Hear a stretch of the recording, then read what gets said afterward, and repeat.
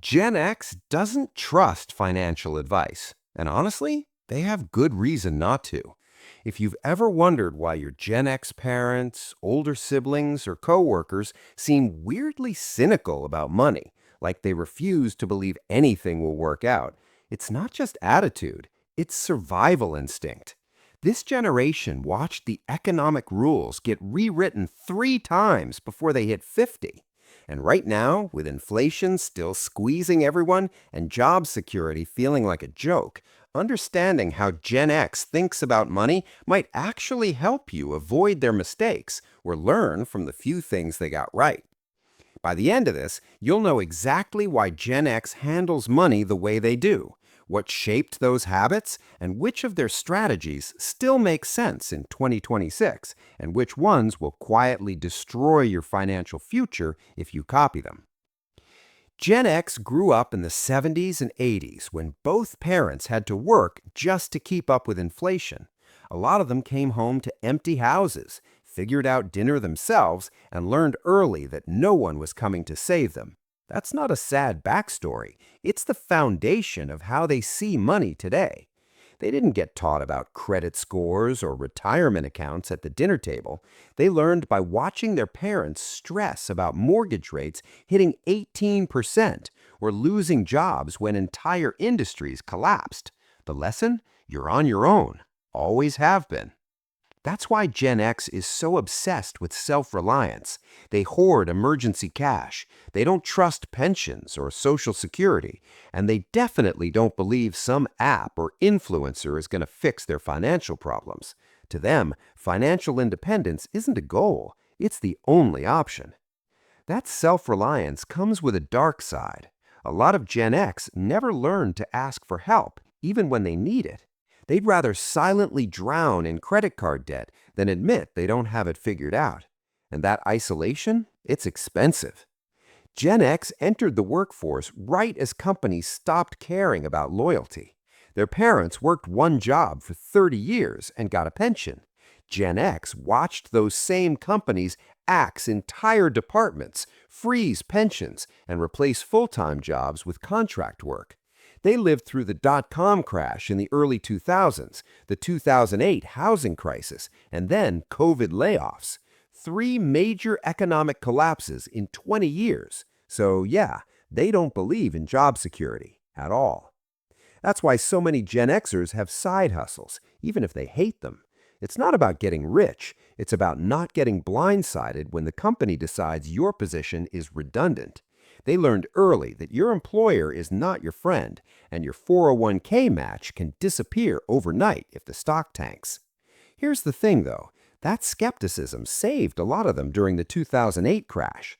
While boomers were panicking because their retirement funds got cut in half, Gen X had already assumed the worst. They kept working, kept saving, and didn't expect the system to reward them for loyalty. This doesn't mean Gen X is good at retirement planning. A lot of them aren't. They're so focused on surviving today that they underinvest in the future. The average Gen Xer has way less saved for retirement than they should at this point. They survived the crashes, but they never fully recovered. Gen X saw their parents trapped by mortgage debt and credit cards with 20% interest rates. They watched families lose houses. So a lot of them developed this almost phobic relationship with debt, even the good kind. They'll pay off a car loan early just to not owe anyone. They'll avoid student loans entirely, even if it means their kids work through college. They hate the feeling of being leveraged, of owing someone else. And honestly, in a world where medical debt can destroy your credit in 6 months, or where one car repair can spiral into maxed out credit cards, that fear makes sense. Debt isn't just numbers on a screen, it's a trap that tightens every month. But that same fear also stops them from using leverage strategically. They won't take out a business loan, even for a solid idea. They won't finance anything, even when interest rates are low. They'll scrape by instead of borrowing to invest, because to them, all debt feels dangerous. Gen X doesn't hire experts, they YouTube it. They figure it out themselves. They do their own taxes, fix their own cars, manage their own investments on Robinhood or Vanguard. Partly because they don't trust anyone to care about their money as much as they do. Partly because paying someone feels like wasting money they could save. Here's the problem. DIY works great for changing your oil. It does not work great for estate planning, tax strategy, or retirement accounts with complicated rules. A lot of Gen Xers are sitting on IRAs they rolled over wrong, or they're paying way more in taxes than they should because they didn't want to spend $200 on a CPA. The real problem starts when that distrust of experts turns into financial self-sabotage. You can't DIY everything, and sometimes trying costs you more than just hiring someone who actually knows what they're doing. Let's be clear, Gen X isn't financially doomed. A lot of them are quietly doing fine. They own homes they bought before prices exploded. They've been in the market long enough to ride out the crashes.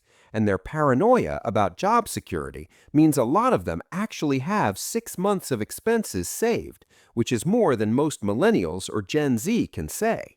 They also don't fall for hype. They're not buying crypto because some influencer said to. They're not convinced passive income is going to save them. They know better. That skepticism, that refusal to believe in shortcuts, it's actually kept a lot of them out of financial traps that younger generations walk right into. So, what does all this mean for you?